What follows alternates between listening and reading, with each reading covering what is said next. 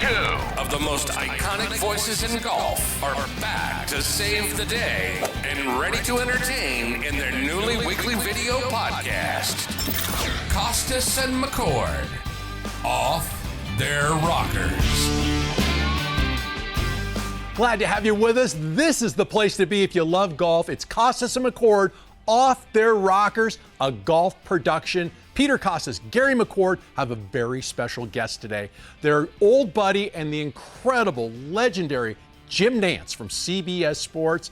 He'll be with us today talking about all things golf. We also have to introduce you to someone very special. You may not know his skill level, but he's known around Arizona as one of the top snake wranglers. Yeah, Gary McCord. We'll show you a little bit of his prowess in snake wrangling right here on Kostis and McCord Off Their Rockers. Of course, we've got a great tip from Coach Kostis that's going to help your game. Remember to like, subscribe, and share this golf podcast and YouTube channel with all your golf friends. If you love golf and love to laugh, Kostis and McCord Off Their Rockers is the place to be. Peter, Gary, and myself are going to be at Pinehurst, North Carolina, doing a little U.S. Open preview in a couple weeks with Inside Golf. And to find out how you can be there, just click the link below to find out more. It's an incredible opportunity to play the brand new number 10 course by Tom Doak at Pinehurst, to play the Cradle, the incredible par 3 course, and to hear Peter and Gary talk about the strategies and keys to playing Pinehurst number 2 in a United States Open successfully. So click that link below for more. Without further ado, let's send you to Peter, Gary, and Jim Nantz.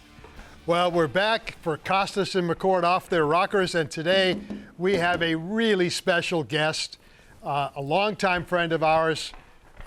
You may know who he is just simply by me saying, hello, friends.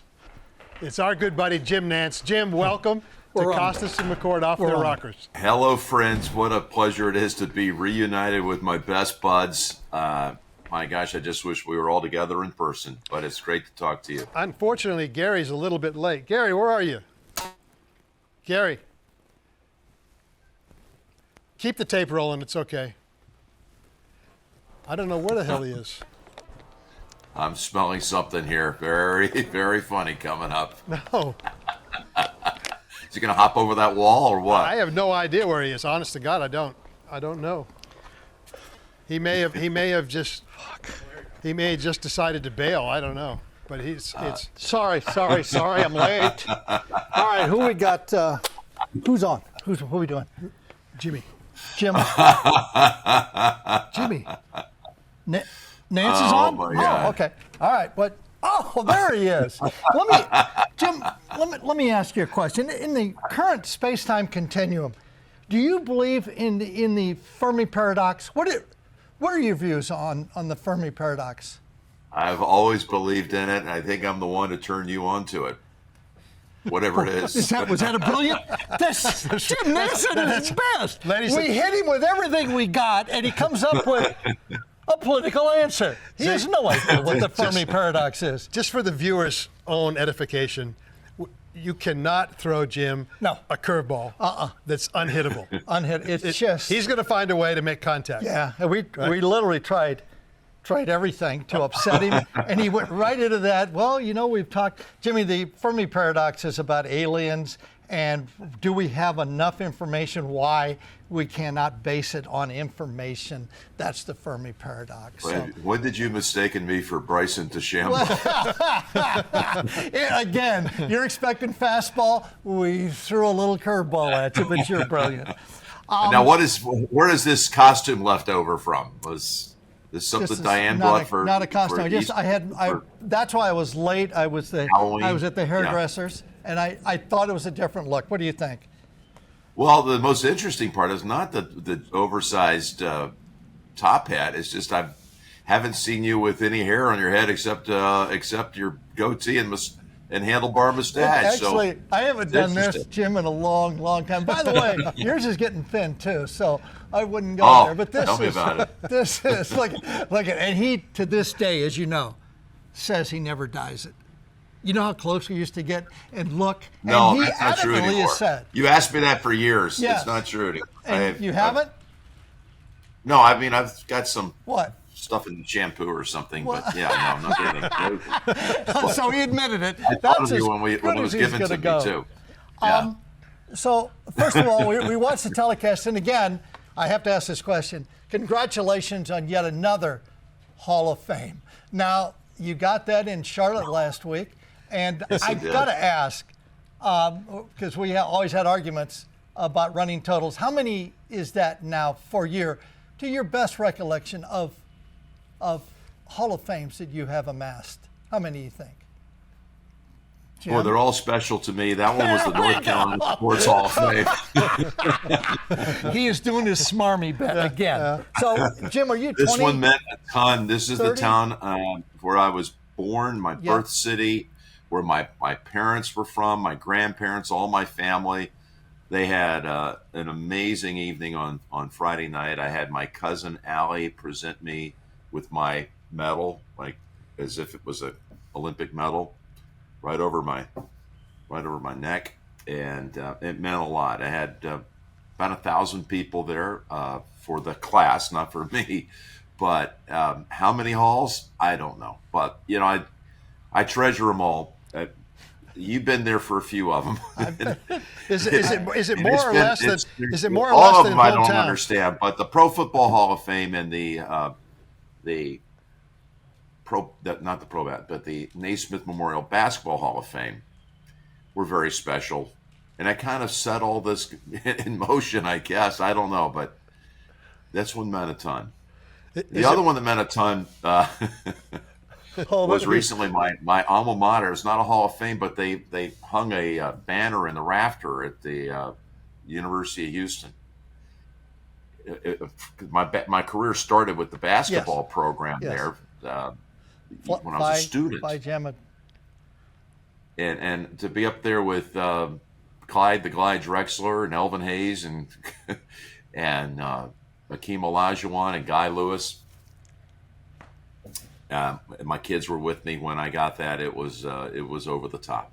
Great for me. I was so thrilled.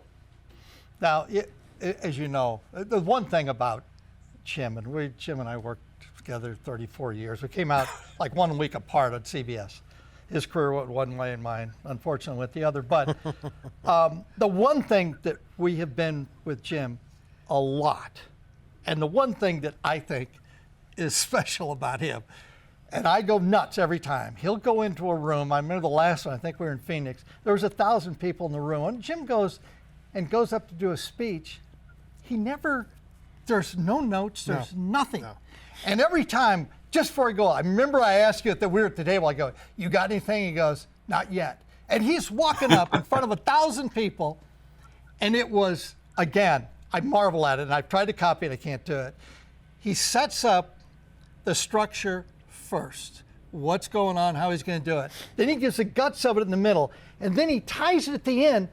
It's like he memorized this speech, and he never has prepared, which is on the air, he does the same thing, basically. Yeah, that's one thing, right? And that's very impressive. Very impressive. It pales in comparison to his ability to remember people's names and faces and put them together, because you and I suck at that, right? He is all, you want to go to a Hall of Fame?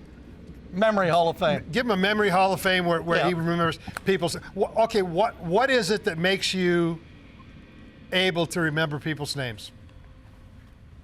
And events. Well, maybe it's tied to thank you both for saying that, because how many times did we stand up and speak for our supper? Oh, yeah. Like we had this week at Quail Hollow. You were there all those years. We had great nights with Johnny and Deborah Harris. Yep. We'd all get up and speak. We had that again just a couple of nights ago. But I've been given a blessing of being able to focus and see things in that moment. I can't explain it. I'm not as great as you're trying to extol here about my memory with names. I try hard on that. I know that. The speaking without notes is something that you learn to trust yourself, that when you get up there and you're about to take off, that you're going to feel it, and it's just going to come to you, and you're lulling yourself into like a conversation. I truly do a lot of times walk up there and say, I've got nothing. I've got nothing. You get to before the podium. Hello, friend. Hello, here we go. You're off and running. It just comes to me. And I trust it now. The one time I didn't trust it in my life was when I was asked to deliver a eulogy at Arnold Palmer's funeral. I was hours before, in the middle of the night, there in Latrobe, Pennsylvania. I was staying at Laurel Valley in one of the cottages there. I woke up in the middle of the night with it wasn't an anxiety attack. It's probably pretty close. When it suddenly dawned on me that I might get up there tomorrow and not have that ability to do that. How in the world am I going to do this? It's too big. It's Arnold. You can't miss on this one. You've got to be on. So, and again, borderline panic. I got up and I created that structure that Gary talked about. That I created an outline of stories that I would tell. I didn't write anything, and I took that paper and I folded it. I put it inside my breast pocket. It was comforting to me as the ceremony was going on. I mean, everybody was there. The Ryder Cup team had just come in from Hazeltine. Jack Nicklaus is there. The RNA, everybody's there.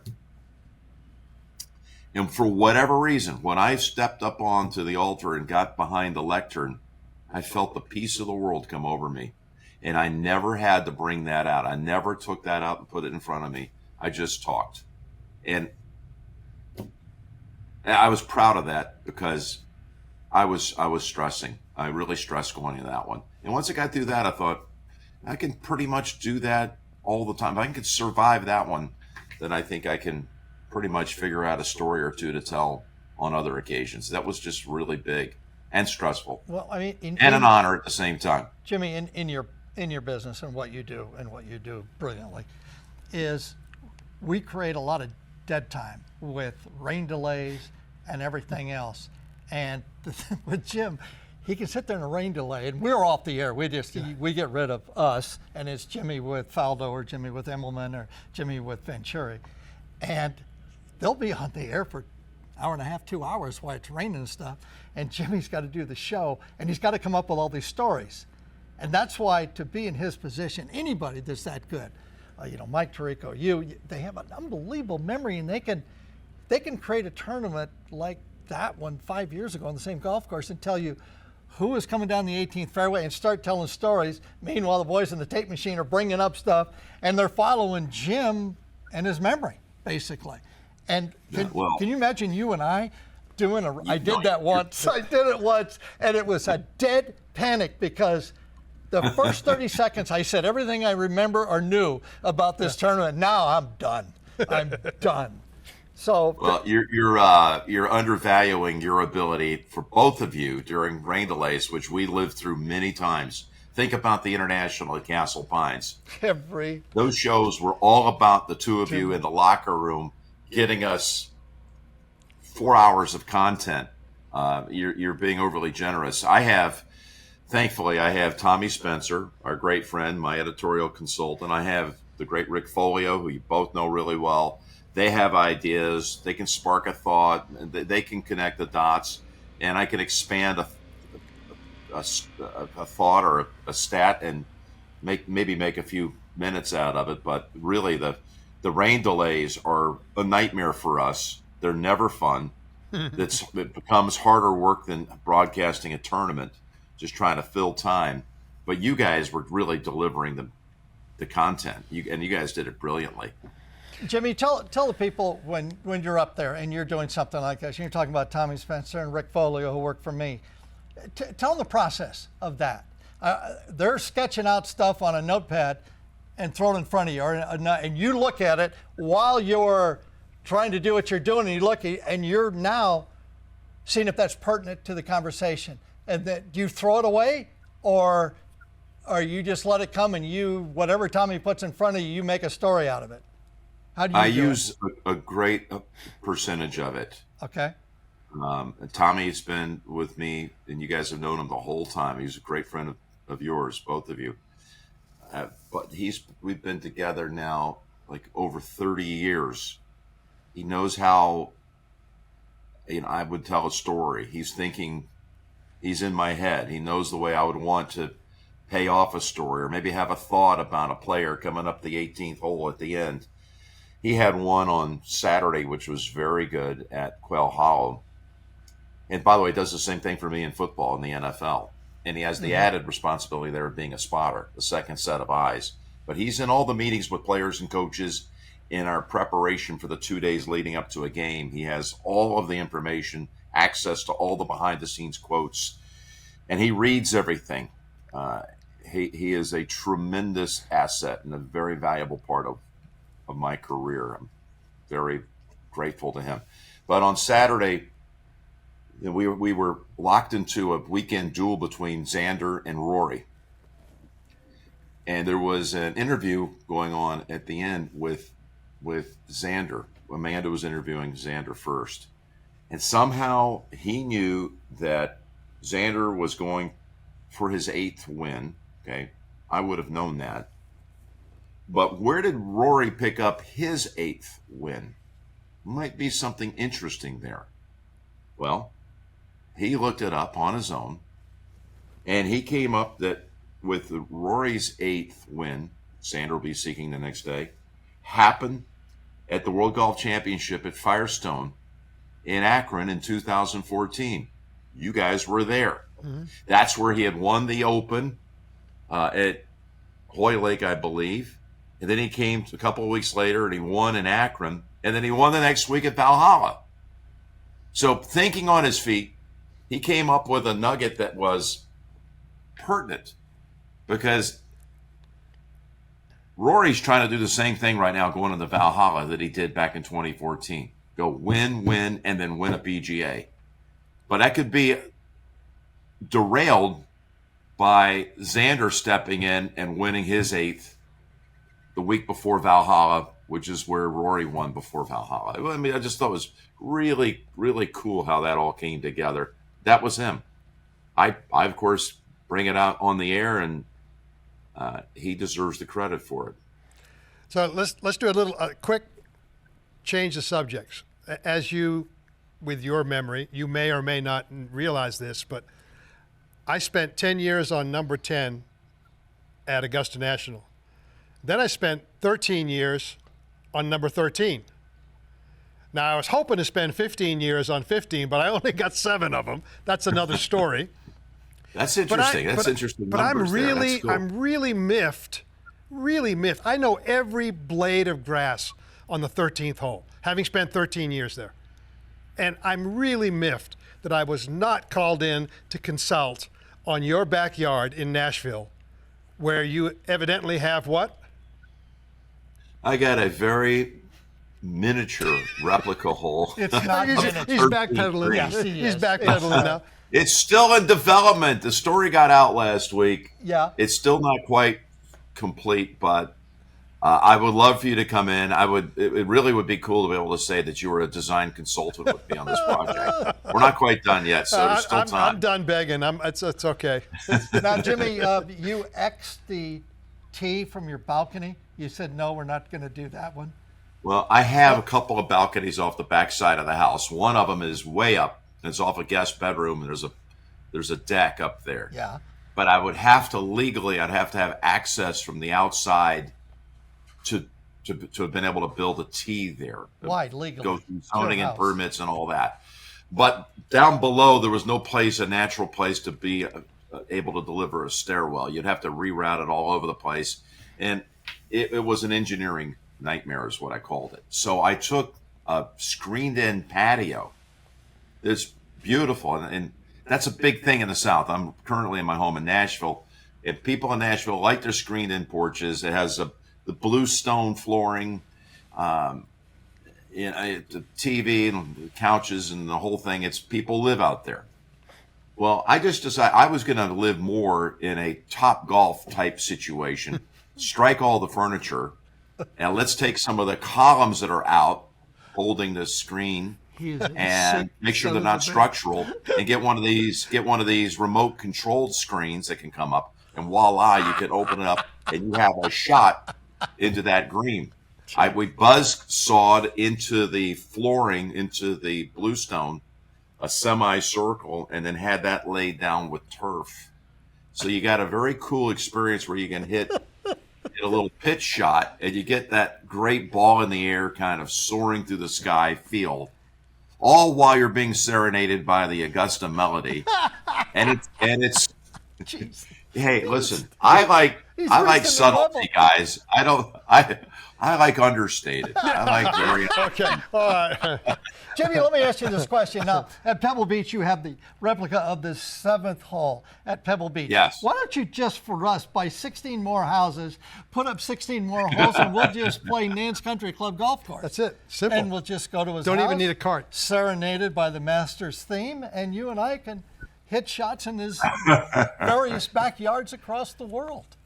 I think it's a great I like this idea. idea. Let me just try to get to a 9-hole golf course first. Now, this is it for me. I love it here. I love Nashville. The people are wonderful, and I'm never selling. I don't have any intention of ever selling my place at Pebble Beach. So, you know what? It's really fun for my son. Loves it. He loves going out into the backyard, hitting balls. Alas, he's got a passion for the game. By the way, let's talk about Peter's backyard, if you will, for a minute. I mean, what are you talking about? I mean, that's an amazing practice area you have. So this is going to be very useful for my boy JMO. And I've taken it one more step. You know, the rage now in golf are these comfort stations where after about every 4th or 5th hole, you can go in and just grab and go.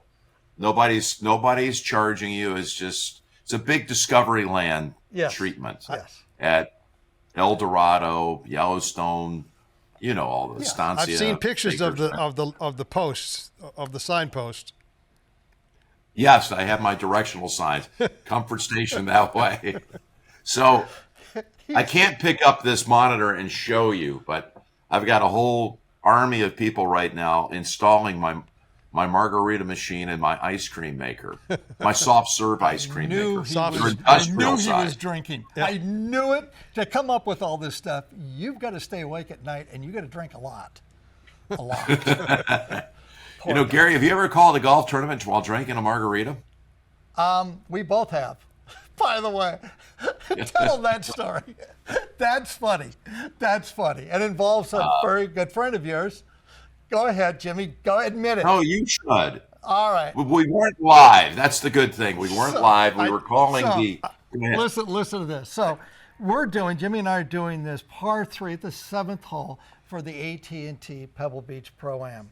And the deal was at this point, now we're going to get all the celebrities up there, and they're going to hit to this par 3, and they get $1 million for a hole-in-one or whatever it was. So we had this platform built behind us, and all the celebrities were there, and we had a bar back there.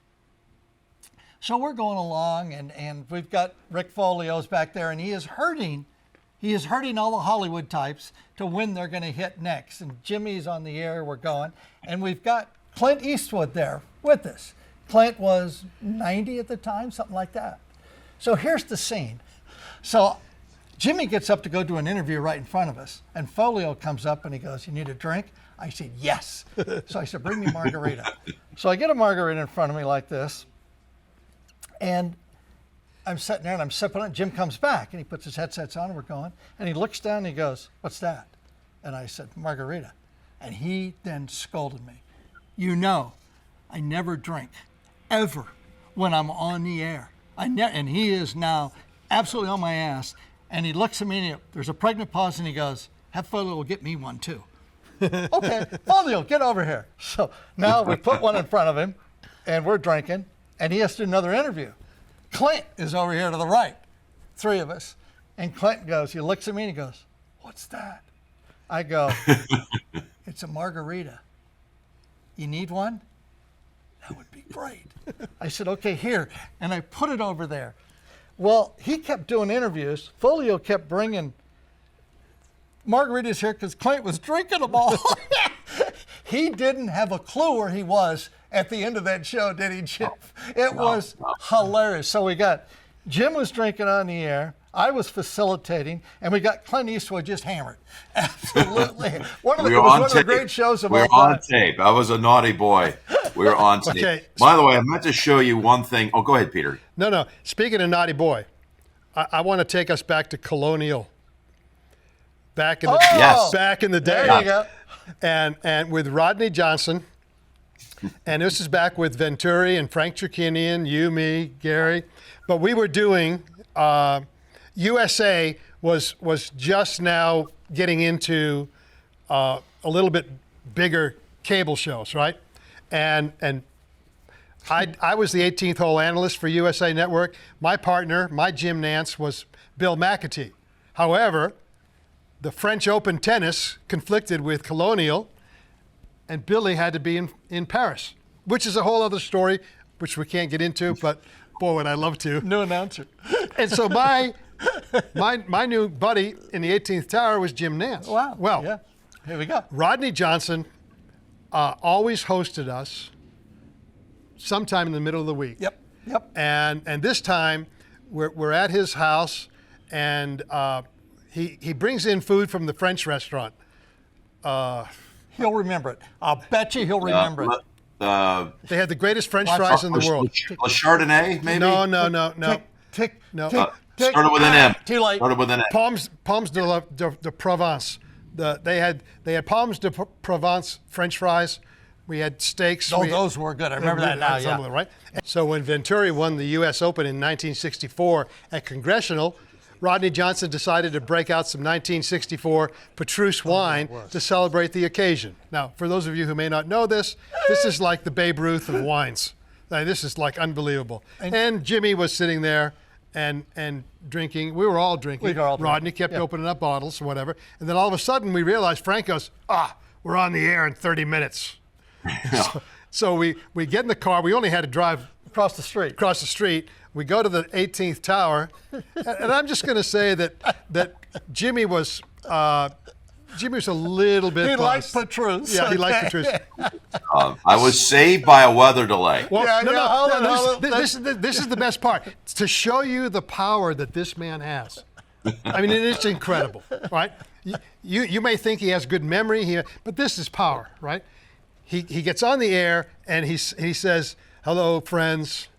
Jim Nantz here," and he's really pissed off at McAtee right now. So he goes, "Filling in for William F. McAtee."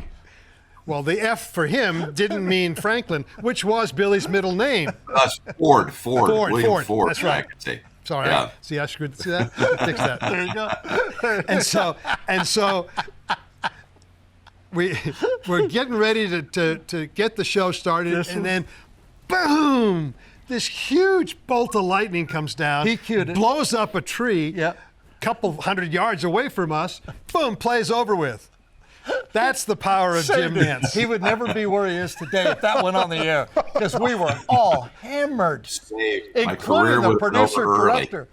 Oh, that was fun. It would have been over early. I want to show you guys something, just one footnote to an earlier story. I'm very proud of this. Hopefully it can come out. I'm going to see if I can square it up.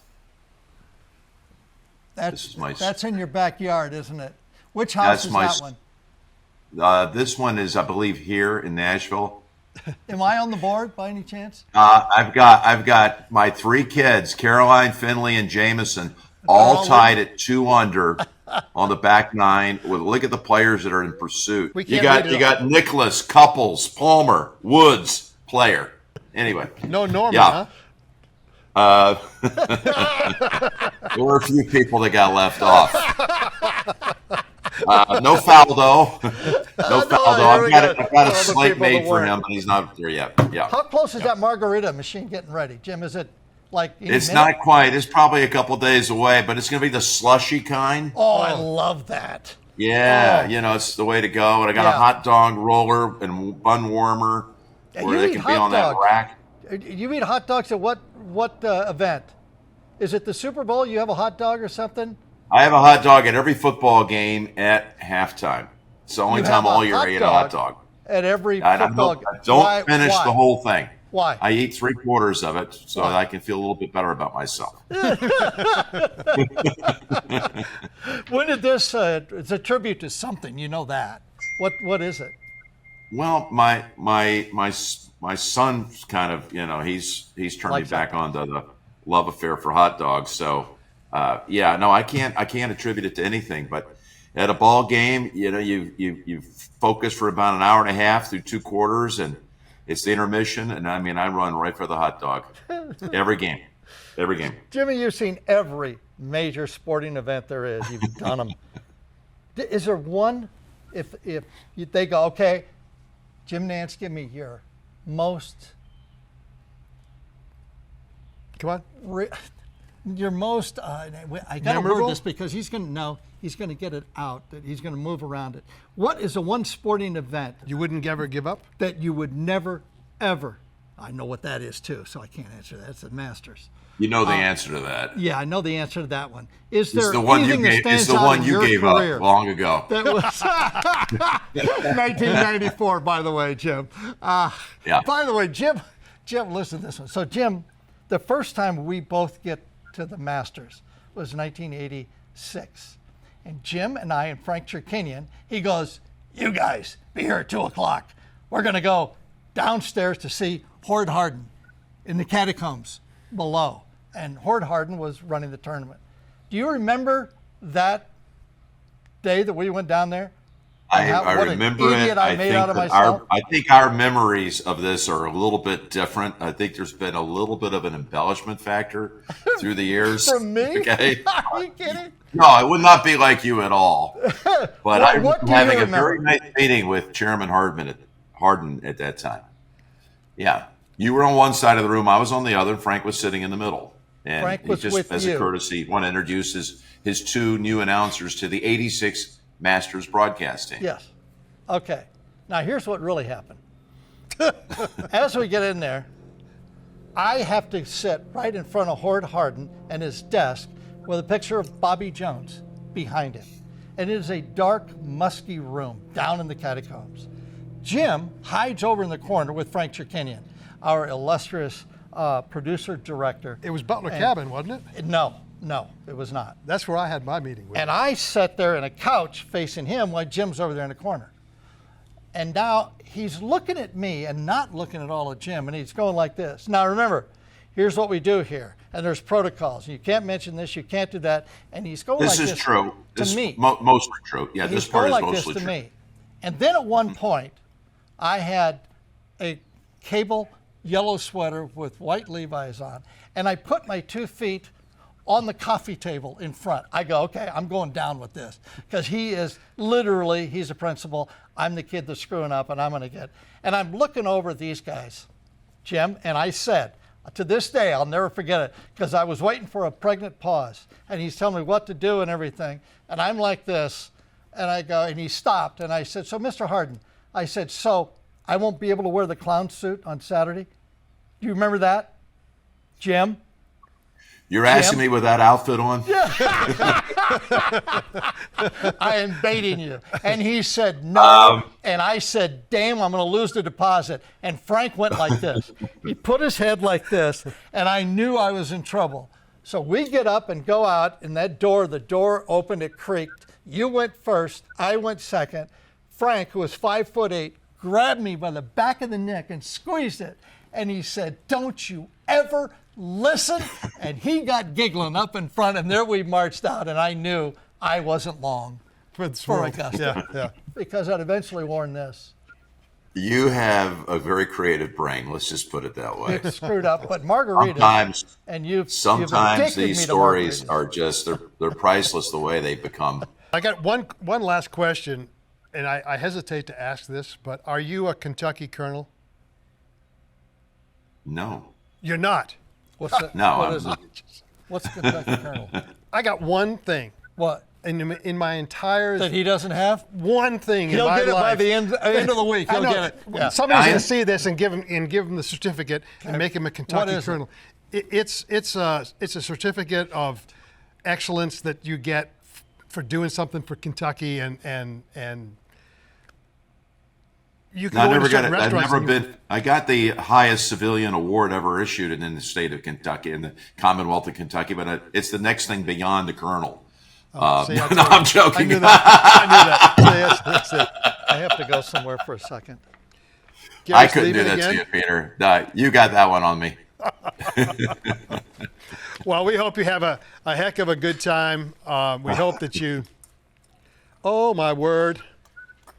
We're in the backyard of McCord's house. This is live TV, or as we call it, live to tape, and he is now chasing a snake. Really? Yeah. By the way, it's a king snake, and if my wife sees this snake, she's going to go. He's worried about Diane seeing the snake, because then she's going to want to sell the house he's again. hiding underneath here. I have seen Diane encounter a snake before.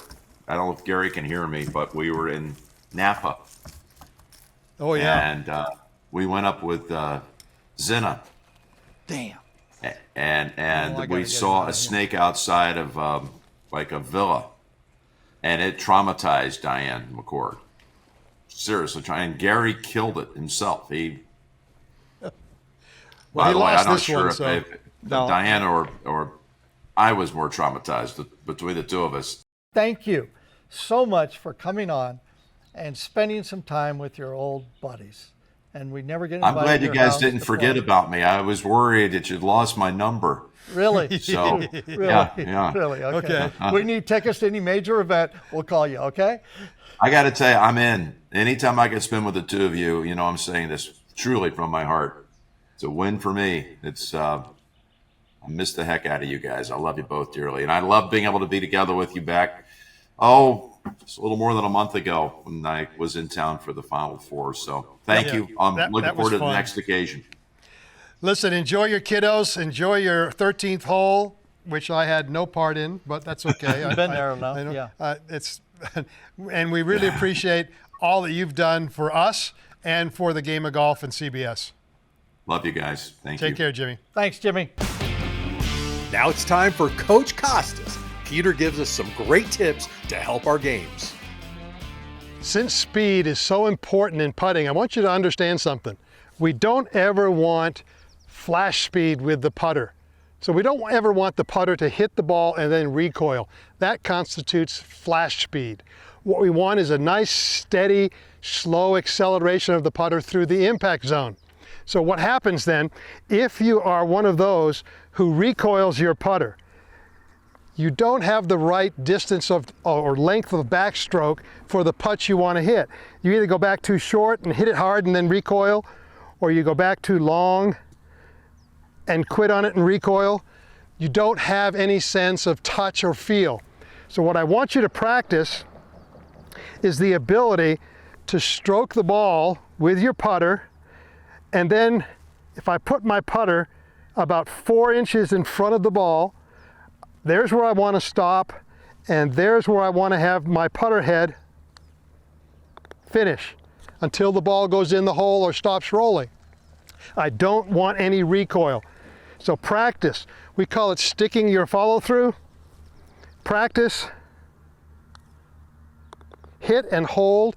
It'll help you get the right level of energy in your putter to get the ball to the hole. And it doesn't make any difference. I'm going to purposely hit this one by the hole. I'm going to hit a 25-foot putt, but I still get my stroke back and I still hold the follow through.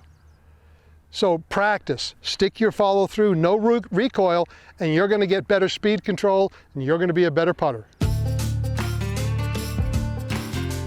You know, Gary, we have a lot of fun doing this podcast and spending time together now in our retirement. But this past weekend, reality hit home for us. We lost a good one, Peter Oosterhuis. I'm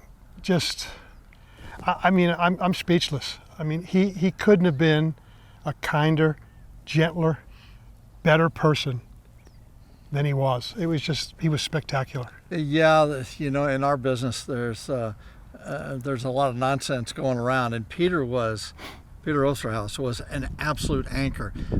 As Peter said, one of the nicest guys you have ever met. He was always a calming influence. He was always ready with that giggle. Every time we'd always try to get him to do something to get out of this very English attire. Yeah, And yeah. we'd give him a shot on the air, and he said, well, let's move on to golf now, if we could, please. That's not a very good impression, but that's as good as I got. But as a gentle giant at 6'4", he was one of our dear buddies, and so sad to see him leave. But we will always have the most respect and absolutely are going to miss him for the rest of our lives. We're going to miss him, obviously, because he was a part of our CBS life, our CBS family for so many years. And also, Oosti is proof positive. He was a fierce competitor. His Ryder Cup record is almost second to none. And yet, he didn't have to be an angry person, a mean person, a violent person when he played, right? He played with the same respect that he gave everybody else in everyday life. And apart from his CBS work with us, I'm going to respect his ability as a player equally, given the fact that he did it with such class. He literally checked all the boxes, all the way across. So Oosti and Ruthie, our condolences, and we really lost a good one.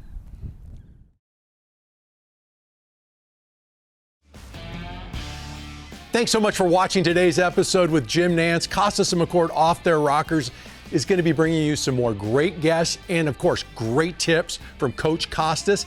And we're going to be giving you a little insight on what happens behind the scenes and what's going on in the world of golf every week here on Kostis and McCord Off Their Rockers. Remember, like, subscribe, and share it with your golf friends. Don't miss an episode. Click that notification bell right below, and you'll get notified whenever we have a new episode up.